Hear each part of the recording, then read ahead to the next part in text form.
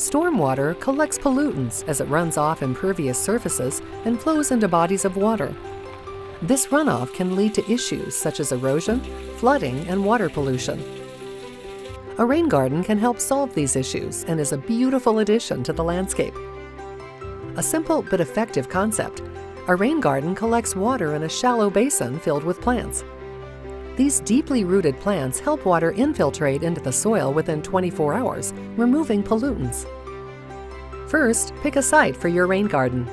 The site should be downhill from impervious surfaces, gently sloped, and located 10 feet from foundations and 20 feet from basements. Rain gardens located in a residential yard or small community space are often 4 to 8 inches deep. The depth and size of the garden depends on the amount of water and soil infiltration rates. For example, large amounts of runoff require bigger gardens. Next, you can select plants based on sun, mature height, native range, drought tolerance, and salt tolerance. There are 3 zones in a rain garden: the bottom, sides, and top. Drought-resistant plants are a must, with the bottom plants being able to tolerate standing water. Then you are ready to lay out the garden and remove the grass.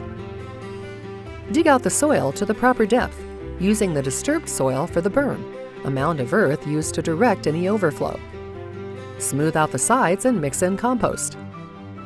Next, construct the inlet and outlet.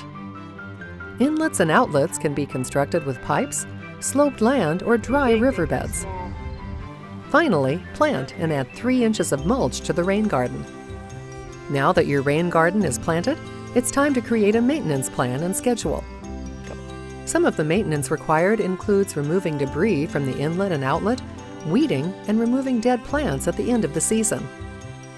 While rain gardens do require some work, they benefit your yard and the environment, making them a worthwhile investment.